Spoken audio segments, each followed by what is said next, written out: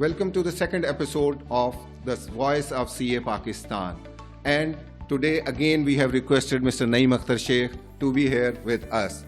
And now we are moving towards further from the documentation towards the revenue mobilization of the Pakistan and how the government can be able to get the more result, our tax revenue can be increased. So this topic will be discussed. And starting with Naeem Saab, obviously we will start with from the what is the current tax to GDP ratio of the Pakistan, how we see it in comparison with the developing country or the developed country, and how these can be improved.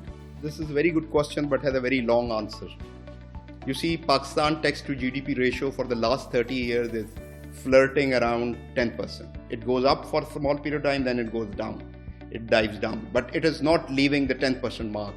So if I start comparing it with the region, I think India in 2009 was also at 10%.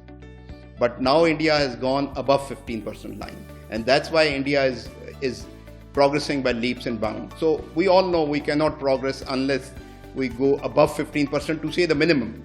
Though globally the standard is around 30% plus. All developed economies are in 30% range, like Sweden is in 35% plus.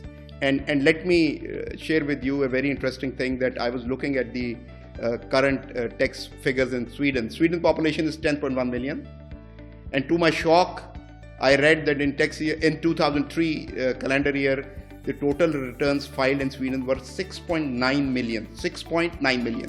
When I read that, I became very inquisitive and I looked at their demographic. So I thought almost everybody is filing a return.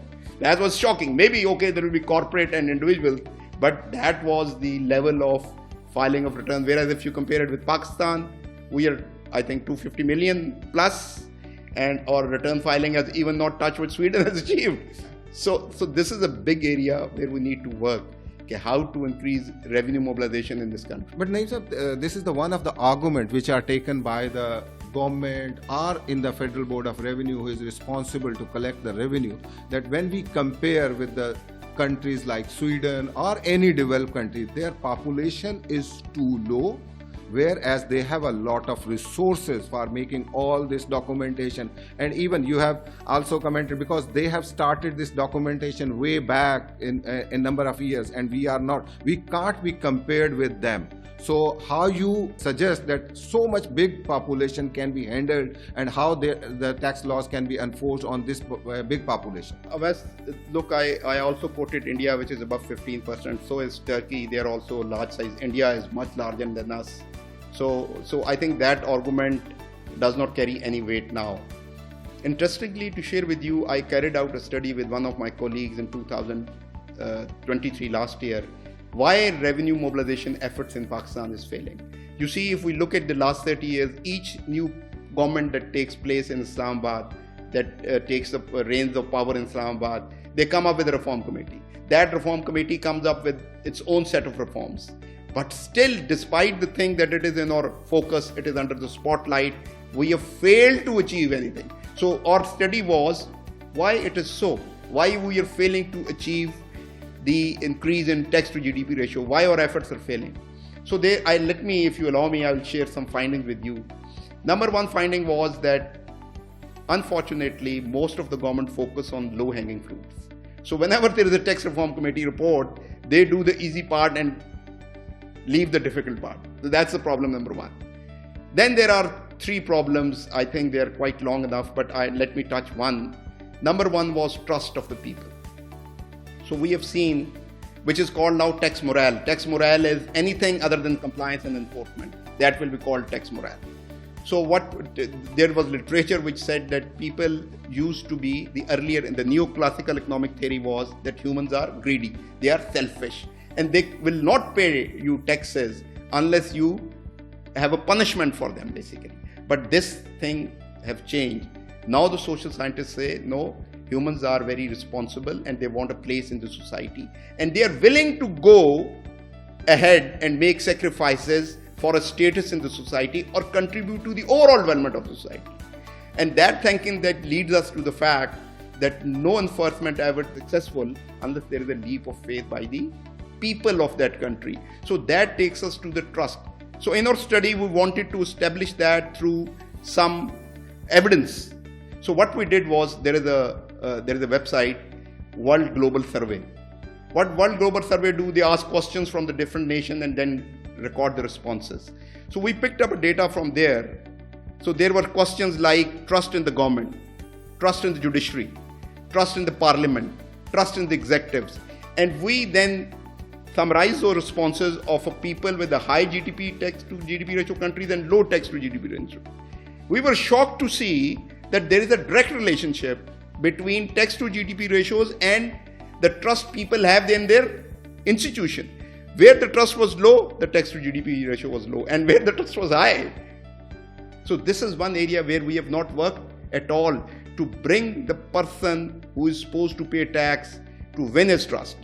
But that is again a big topic, how to win that. Naeem sir, can you please explain what are the basic causes at FBR level that we are unable to collect our due taxes, and the people, particularly the people, are having, as you mentioned, that the trust deficit is there. So what should be the role of the FBR on increasing the trust of the people on the one side, and the other thing is the proper administration or implementation of the law on all segment of the society in a proper manner. So how these can be achieved? You see, there can be two parts to it basically. One is the administrative side of it. What we need to do to strengthen the administrator, which is Federal Board of Revenue, because that is a very critical and important part.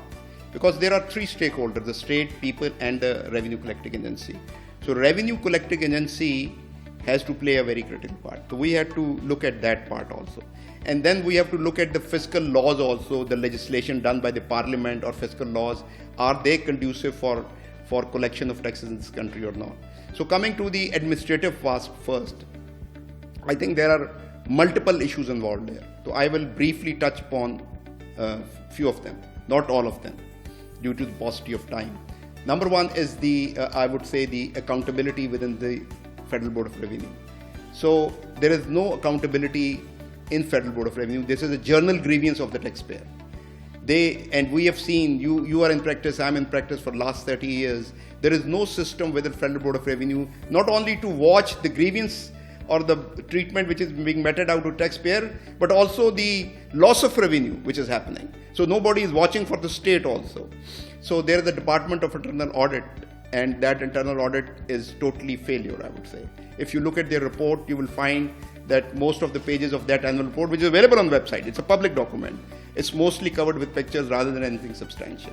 And to me, they don't have the ability to conduct an audit, they don't have the motivation to conduct an audit. Rather, to my knowledge, that's being unfortunately exploited within the system basically, and it's used as a bargaining tool within the system. So we need to look at that area. That's a very basic thing. Just here, I'm sorry for interruption, but it's the role of training or the engagement of professionals in the Federal Board of Revenue, whether can address this issue, because they are CSS officers, they are going to be trained on certain parameters, but may not be able to get the proper education on the subject. So can we suggest any such thing to improve the system? So Awais, my take is that we need to have an oversight body over Federal Board of Revenue. Though we have an oversight board right now under the FBR Act, which is headed by Finance Minister and has most of the ministers as member, but that is not effectively working. Actually, they should have taken cognizance of this issue. Number one is, I feel is that we should make the internal auditor as a statutory post for 3 years. It should come from the department, no issues, but it should be statutory post so that it is fully protected. Number two, as we do, they should not report to the Federal Board of Revenue itself. They should report to the oversight body and not to the Federal, because he is actually scrutinizing the chairman and its team. So like, in corporate sector, the internal auditor does not report to the chief executive. He reports to the board through audit committees, of course. But the same thing should happen in income tax. And now come to the external oversight. This is all the matters for the parliament to consider, the leadership to consider, not for the department to consider. So I think there should also be external oversight. Let me share with you that in 1993, the Congress passed a bill where they created an Inspector General of Prairie Revenue. And their mission statement is to protect the integrity of the US tax system, of the IRS. Can you imagine such a good performing department who have beautiful internal audit departments also? They said no, Parliament does not have the capacity to keep a rigorous oversight on the IRS. So they created an independent department and they conduct audit of the IRS and their systems and their controls and see whether they are performing to the benchmark set by the state. And then they report it to the Congress. So I think we need that type of setup in Pakistan. But in the first step, improve your internal audit. Second step, have an external oversight. Some of the supervisory role you are expecting from that, someone will be supervising the Federal Board of Revenue in order to get the desired result. But on the other side, now I'll move on the segment that is the businesses, the societies. Obviously, everyone wants to save the money and is not happy to make the contribution by way of the taxes. So how we can change the mindset of the society that they should be compliant? Because you heard that yesterday or day before yesterday, the government has issued one of the general order for non-filers that they will not be able to continue their telephone connections and as a second step, maybe the government will be considering to disconnect their utilities. So once I should be labeled as a non-filer or non-compliant. So how we can change the mindset of the society from becoming from non-filer to the filer? So again, a lot of this responsibility goes to the political leadership, because you see Benjamin Franklin, who was a forefather of the United States of America, he once said there is nothing inevitable in this world but death and taxes. So he inculcated in his society the importance of tax and the role it plays basically. So we have failed to do that. That I talked about, the trust, it's the same thing basically. What we are doing is firefighting. You know, we are going to ban anybody who is not an active taxpayer. No, why? If I have bought a tax SIM card for my wife and she's just a housewife, you're going to stop it. So what I'm going to do, I'm going to then get it issued on my name. Or if I am living here and I'm a retired person and my children are living abroad and they're supporting me, you say no, you don't get, you file a return. So you are creating more problems. These things are not going to work.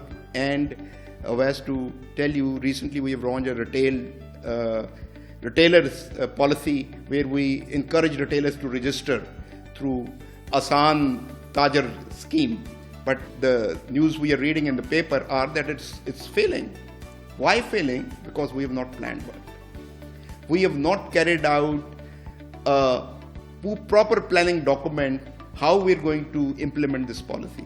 And then we have not engaged with the stakeholders also to make it a success. You know, you cannot unilaterally devise a policy within the offices of Federal Board of Revenue and then come up and you have not done the proper homework also. So that is the problem with us.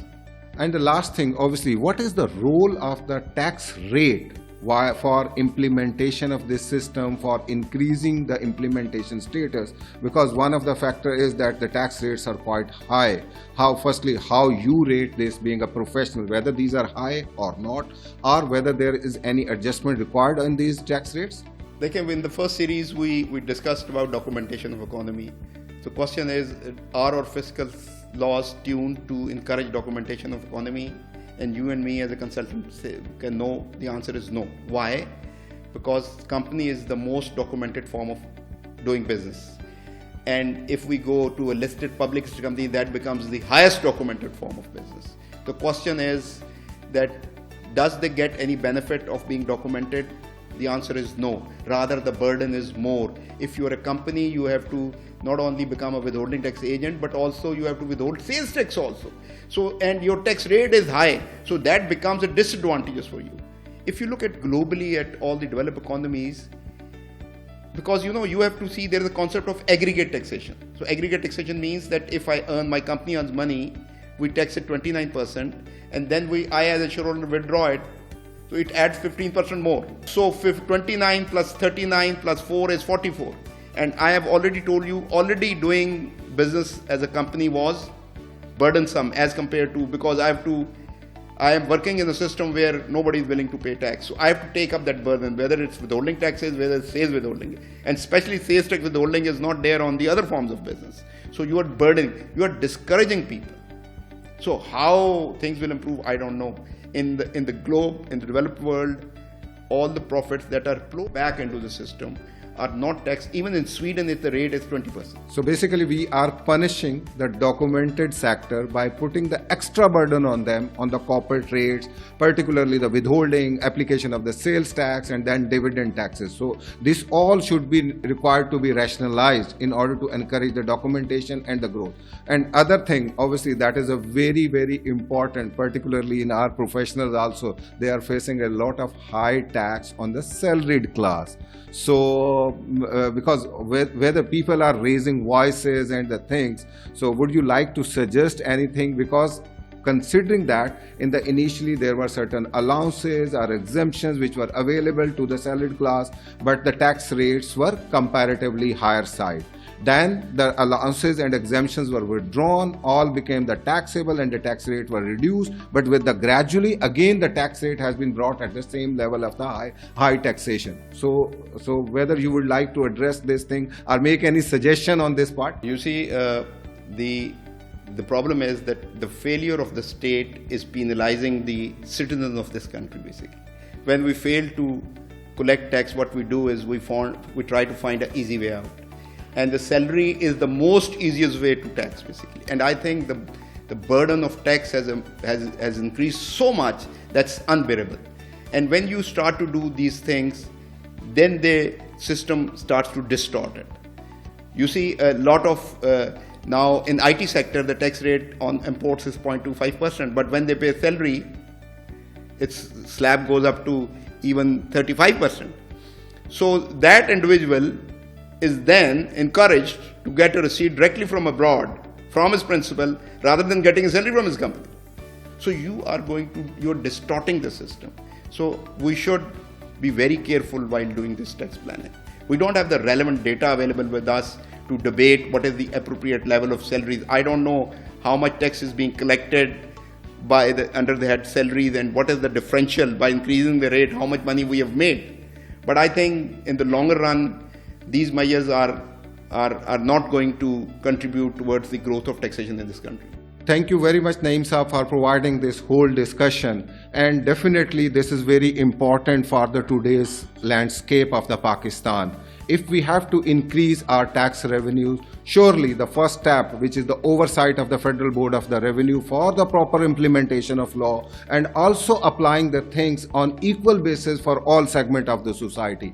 On the other thing, the government has to provide a trust level for the people who can contribute fairly, properly in the taxation system. And lastly, definitely the documented sector should be provide some incentives for making all this effort, and the salaried class should always be provided a relaxed environment because they are putting their best effort for progressing this country and earning this hard-earned money and contributing in the economy and contributing towards the government revenue fairly. So thank you very much, all of you. Thank you, Naeem Saab. Thank you very much, sir.